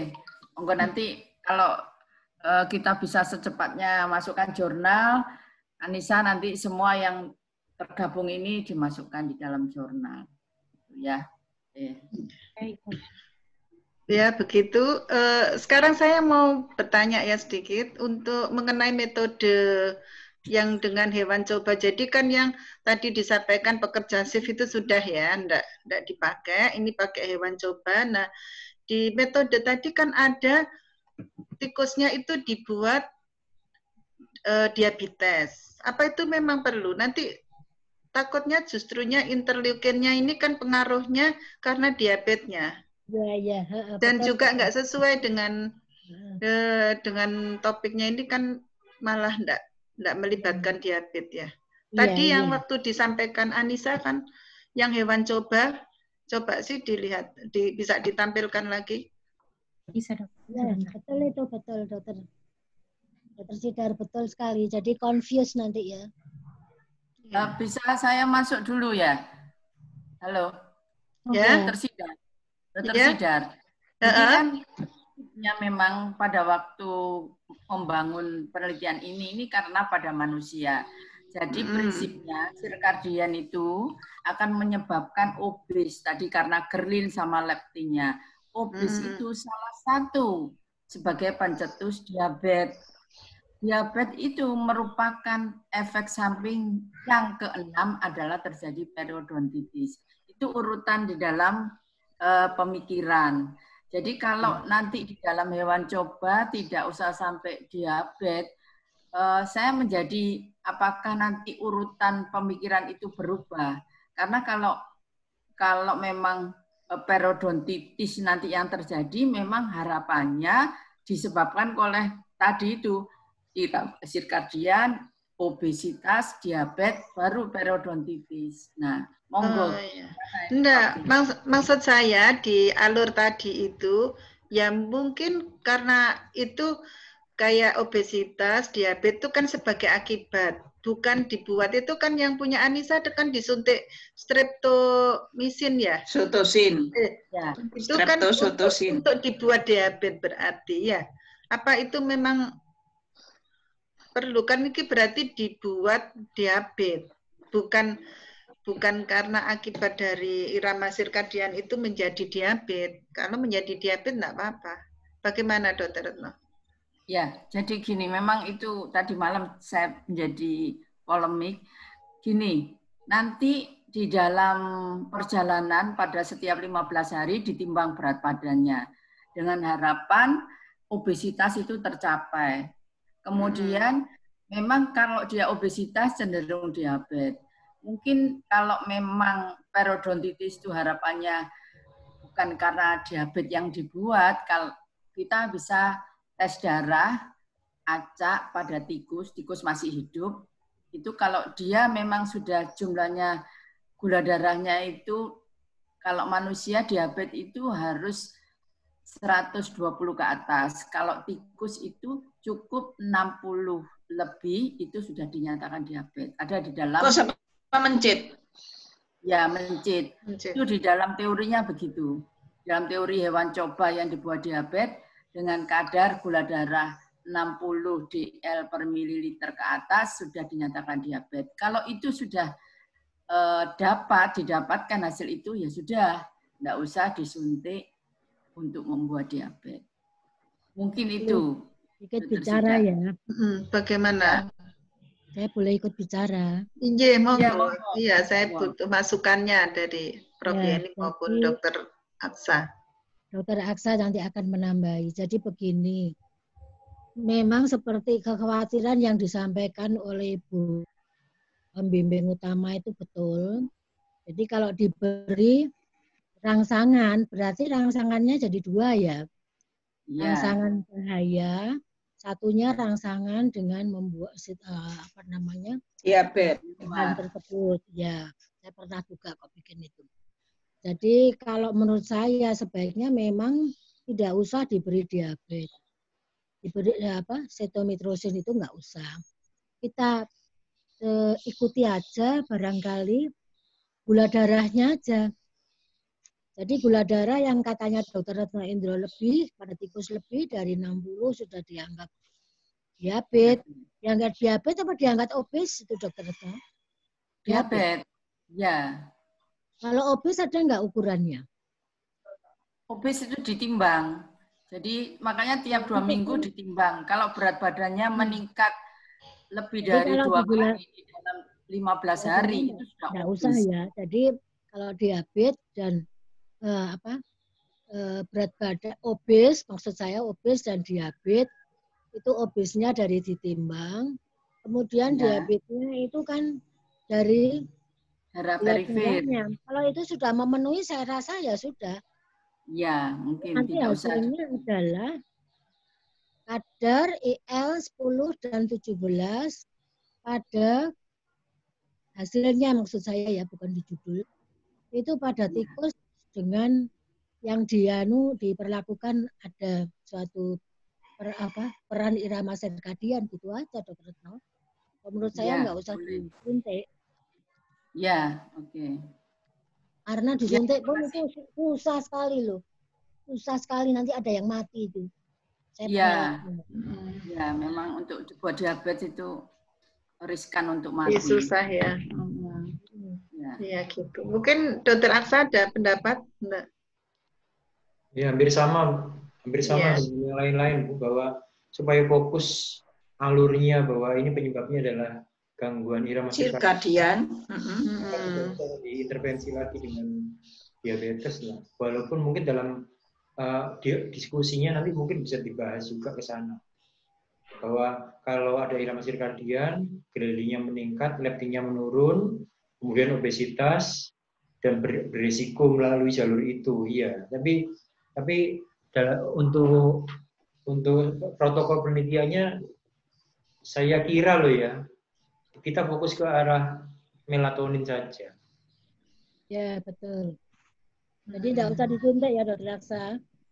Kalau menurut saya tidak usah, tapi mau terserah pemilik. Saya yakin tidak usah. Kalau saya yakin nggak usah, supaya tidak mengacaukan hasil penelitian, kecuali ditambah dengan satu kelompok lagi.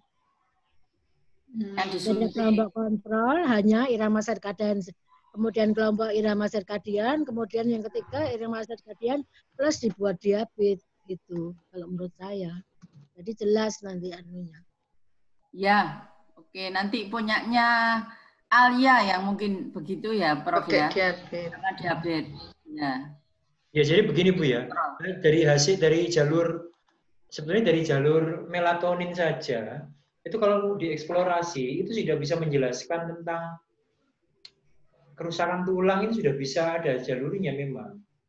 Jadi tidak usah memakai jalur diabetes, dari jalur melatonin saja sudah bisa berpotensi untuk menghasilkan kerusakan tulang. Tapi ya monggo terserah. COVID gini dibuat enteng aja, Dek. Iya.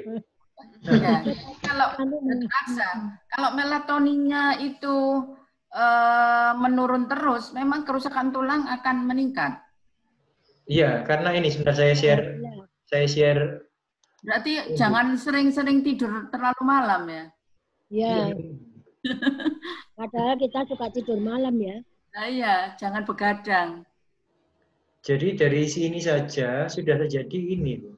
Kalau OPG sudah menurun, tadi berarti sudah jelas rasio RENG-L dan OPG akan meningkat. Ya. RENG-L-nya akan meningkat. Nah, RENG-L-nya mungkin tidak meningkat atau menurun, saya nggak tahu karena tidak ada jalur ini. Tetapi kalau OPG sudah menurun, rasio RENG-L dan OPG akan meningkat, kemudian sudah memicu terjadinya osteoklas sudah ini. Iya. Bonus ini ya. Iya. Intinya kan begini, tadi lupa saya tambahkan. Jadi intinya begini, kalau melatonin di jalur utama tadi, kalau melatonin itu sudah meningkat, sudah bisa tidur, kemudian setelah beberapa saat itu kan growth hormonnya meningkat. Nah, mengapa terjadi pembentukan osteoklas? Karena tidak ada fungsi growth hormone dalam waktu dia membentuk suatu sel-sel baru. Jadi malah rusak gitu loh. Oh iya, dari jalur itu juga bisa. Jadi tidur itu bisa meningkatkan growth hormone yang akan bisa memicu terjadinya regenerasi sel. Itu juga kalau tidurnya terganggu, juga dari jalur itu juga bisa. Jadi saran saya, ini nggak usah diganti. Ini tetap gini juga nggak apa-apa, Bu. Cuma IL-7 sama ini nggak usah ini. Oh, itu. Secara teori, jadi variabelnya apa? Yang dilihat cuma bone destruction? Iya, kalau saran saya, bone destruction, osteoklas saja.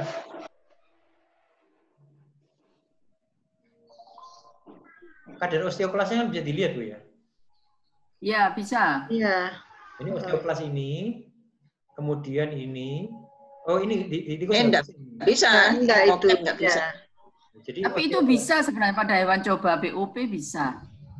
Ada. Ya, hewan cobanya mencet loh, sak piro. Iya, cuman ini mencet. Alatnya ya apa? Visible enggak itu? Iya, dicokot nanti mencet. Penelitian ini pada cilik nyokotan. Atau ini aja, Bu. Osteoklas sama IL-7 ini juga nggak apa-apa sih. Cuma ini dicarikan jalur yang dari sini bisa enggak ya? Jadi tidak terlalu jauh ya. Jadi dicarikan jalur dari melatonin ini ke IL-7 ini kalau bisa sebenarnya enak ini. Mungkin loh ya. Jalurnya di situ. Ya berarti nanti di situ juga kerusakan jaringan periodontal ya, duduk periodontitis. Apa sama ya? Bukan periodontitis, kerusakan tulangnya. Kalau periodontitis kan ada penyakitnya, bakterinya. Kan? Tikus kan mencit kan harus disuntik kalau untuk jadi periodontitis. Iya. Nah, diberi PG gitu. Iya. Lo nggak boleh. Kan kalau beri PG ya berarti nanti bukan macam-macam karena akibat sirkadian lah. Ya, itu. Ini yang dilihat risiko periodontitisnya ya kan. Ya enggak apa-apa sampai periodontitis. Enggak apa-apa, tetap aja. Yeah. Sama osteoplasnya ini.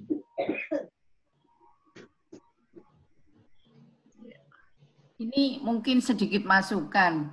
Jadi irama sirkadian ini harapannya future memang akan memberi seperti Dr. Aksa bilang, memberikan informasi SOP untuk pekerja shift yang sekarang jumlah pekerja shift di Indonesia itu sangat tinggi karena memang permintaan. Itu dengan harapan dapat diberi SOP kalau pekerja shift itu mempunyai risiko bla bla bla ini. Yang kedua, ternyata dengan irama sirkadian itu kita bisa membantu di dalam kita minum obat. Jadi ada obat-obat tertentu seringkali dokter hanya mengatakan diminum sesudah makan atau sebelum makan. Padahal irama sirkadian ini juga menentukan diminum sesudah makan dan sesudah atau sebelum makan itu jam berapa. Harus malam, harus pagi, harus siang, itu sebenarnya ternyata ada efek yang sangat tinggi dari minum obat itu apabila jelas diminumnya sangat tergantung irama sirkadian juga. Nah, itu yang mungkin next time-nya bisa ke situ kita garap bareng-bareng di BU. Gitu. Ya dokter. Itu Dokter Wisnu sama Dokter Ira itu berperan itu. Apa? Dokter Wisnu sama Dokter Ira efek minum obat pada jam yang tidak benar itu loh, mengarahkan minum obat pada jam yang benar. Apakah pagi, apakah siang, apakah malam. Ini kan nggak ada minum obatnya. Nggak ada minum. Maksudnya itu future dari penelitian ini. Iya. Begitu. Ya, bagaimana sudah ya? Bingung? Sudah kita sepakati ya. Terima kasih kepada para penguji. Sementara Anissa dimasukkan, dikeluarkan dulu sebentar, Mbak Oki ya. Terima kasih banyak Prof dan Dokter. Jangan kemana-mana, di situ aja ya. Delete sebentar. Jadi berarti hari ini ngulangi dari awal ya. Ya. Terus mengenai judul tadi ya, saya tanyakan kan ada masukan dari Prof Yeni dan dari Dr. Aksa. Gimana? Perubahan. Disepakati bagaimana? Pengaruh sirkadian terhadap perubahan itu ya? Ya, peran yang berperan itu irama sirkadian gitu loh maksudnya. Iya. Memang perubahan tidur, kita akan merasakan sendiri misalnya kita habis pergi malam hari, nanti besoknya akan molor untuk mengganti growth hormone itu sebetulnya maksudnya. Kalau tadi Dr. Aksa kan mengusulkan judulnya risiko pekerja shift terhadap terjadinya risiko periodontitis ya Dr. Aksa. Ya, ini kalau bagaimana? Hampir sama seperti Prof Yeni. Kalau Prof Yeni itu kan peran fokus atau apa ini pengaruh irama sirkadian, gangguan irama sirkadian pada risiko periodontitis. Jadi kalau menurut saya kalau IL-17-nya dan IL-10-nya itu diakomodasi itu hampir sama, cuma bunyinya jadinya adalah perubahan IL-17 dan IL-10 sebagai penanda risiko periodontitis terhadap sebagai penanda periodontitis akibat shift pekerjaan ini loh, pada pekerjaan shift malam ini. Gitu. Irama sirkadiannya enggak keluar ya, Dek? Oh iya, irama sirkadian ya. Gimana ya? Saya agak lupa. Pengaruh Itu pohonnya, irama sirkadian terhadap perubahan itu ya apa? Iya. Prof Yeni tadi kan Iya. peran irama sirkadian terhadap interleukin 17 dan 10 pada sebagai risiko periodontitis pada pekerja shift ya. Ya, betul. Ya. Tapi ini pekerja shift-nya oh ya tetap dimasukkan ya. Walaupun... Karena kata kuncinya adalah irama sirkadian dan pekerja shift. Kemudian si A memeriksa AB, si B memeriksa CD dan sebagainya gitu kan. Ini gimana Prof? Walaupun Yang penting gimana Prof? Peran irama sirkadian yang penting itu kan ada dua yang utama. Kata kunci utama adalah dua. Irama sirkadian dan pekerja shift. Itu kan maksudnya kan seperti itu. Jadi judulnya pada peran irama sirkadian terhadap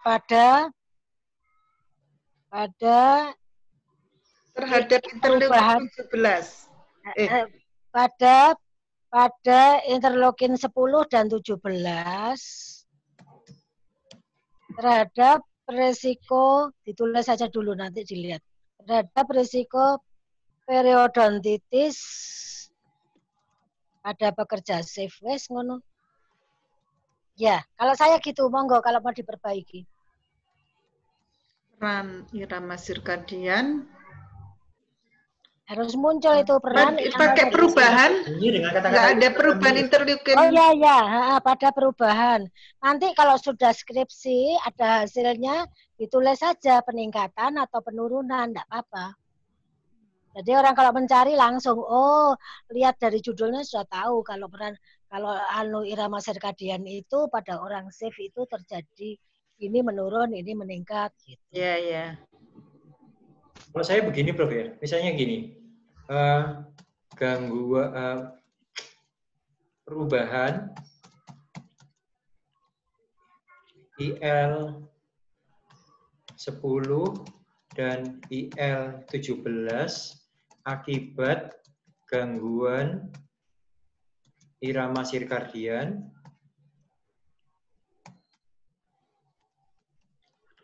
pada pekerja shift. Apa-apa sama aja. Hampir sama, Bro. Iya, enggak apa-apa. Ini sebagai penanda faktor risiko.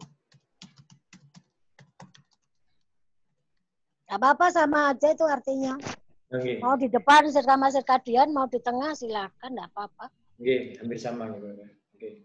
Ya, di antara dua ini mungkin, Bu. Ya.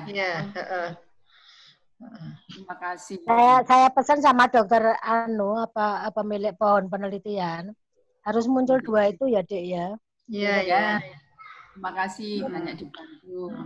Sama irama sirkadian itu. Enak gini, timbang mikir dhewe, enak mikir wong akeh ngene. Iya, makanya. Iya. Kemarin kan saya usulkan juga gitu. Nggih. Intinya ini bisa diteliti, diteruskan. Ya, terima kasih. Kita ini Pak Oki, ini untuk berita acara ini termasuk penilaian ada di sini ya? Saya kirim pakai WA, Bu. Di WA Dokter Oki kan ada mengenai berita acara. Kemarin kan bukan gitu judulnya ya. Nggak ada berita acara, kemarin enggak ada berita acara. Iya, kemarin memang belum dikasih. Kemarin cuma penilaian tok. Iya. Penilaian aja. Ya, gini aja. Ibu-ibu nanti semua aja. Judulnya saya tadi kurang perubahan loh di atas tadi, belum diketik perubahannya. Oh iya. Enggak apa-apa, terserah mana yang dipakai sih enggak apa-apa. Coba lihat. Mbak Ningsih aja, Mbak Ningsih tadi. Podo, Dek. Podo, Dek, isine ngene. Podo ya? Podo isine. Isine penilaian. Aku tadi halo. Judulku tolong diperbaiki supaya jadi bahan pertimbangan. Itu bukan gangguan, tapi peran irama sirkadian. Iya. Sudah, Prof, kelihatan nih. Pada perubahan. Ada perubahan. IL1, IL10 dan itu wes nggak apa-apa wes. Nah, gitu yang saya usulkan. Ini saya kirim ke WA Bu ya. Ya, saya foto ini. Iki sing ditulis kan judul sing awal ya, saiki ya. Loh, peranan apa itu? Jadi perubahan judulnya itu, Bu Wisnu. Enggak, yang ditulis di penilaian ini loh. Ya, ya. Ini kan cuma untuk mempermudah mahasiswa sama dosen pembimbing.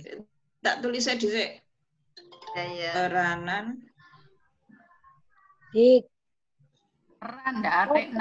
foto, Mbak. Di foto. Kita harus mengakhiri ini 2 menit lah, karena ada sidang skripsi lagi. Tak foto nih. Kita selesaikan sekarang ya, Pak Oki. Intinya kita terima ya proposalnya dengan perbaikan. Mungkin dipanggil lagi aja Anissa. Silakan ya.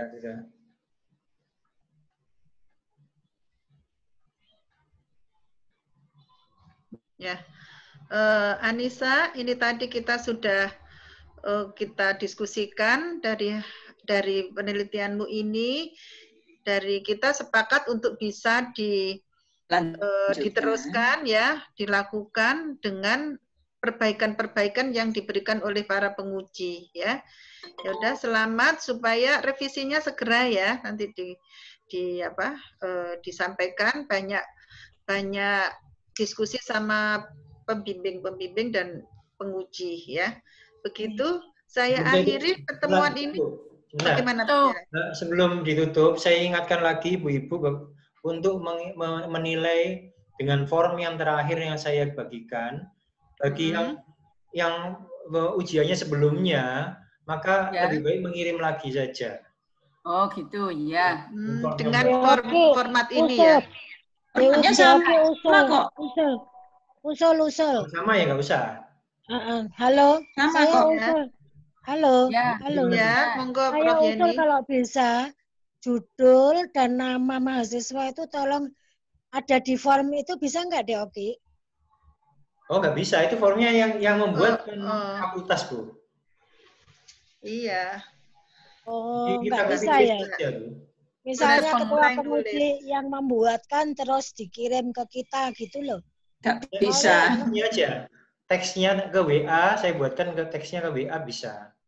Cuma lah iya kan mau ngetik kayak gue loh, yang bolak-balik ngetik. Soalnya kemarin saya sampai 3 kali karena salah opo kemarin, sampai ngulang 3 kali itu ngetik nama mahasiswa, ngetik judul itu yang lama. Prof, kalau jenengan mengerjakannya di laptop itu bisa copy paste, Prof. Iya. Soalnya laptop saya nggak support, Dek. Laptop saya ke anunya sih ketelisut lagi. Oh, bisa di laptop ya? Bisa lah. Bisa, tapi laptop saya itu kemarin pembantu saya yang kemarin itu sewenang-wenang resik-resik, tapi dia enggak ditanya, enggak tahu tempatnya. Aku sudah bilang enggak boleh resik-resik, dipancet aja. Baik, Bu. Ini ya, karena ini jam 11 ada lagi ya, ini Pak Oki sama Dr. Retno. Ya, terima kasih semua, selamat Anissa ya. Kita akhiri sidang ini. Wassalamualaikum warahmatullahi wabarakatuh. Sudah foto belum? Sudah foto belum? Foto. Gimana? Sudah. Di screenshot. Pak Oki. Bisa bawa naskahnya gini. Caranya gimana sih Moto itu? Ya. Aku nggak punya naskahku gini. Ya, Anissa ya. Oh, enggak. Diuji aja, yang diuji aja. Lihat kamera semua. 1, 2. Sekali lagi, ya sudah cukup. Udah Bu Sidar bisa ditutup. Terima kasih, selamat ya Anissa. Dan dokter, terima kasih banyak. Oke, caranya mau semua. Ya nanti saya. Nanti di share Pak Oki ya. Ya Oki. Beda ya. Mau moto caranya gimana sih? Pakai screenshot di laptop, Bu. Screenshot bisa, Bu Retno. Ya, terima kasih. Assalamualaikum warahmatullahi wabarakatuh. Waalaikumsalam.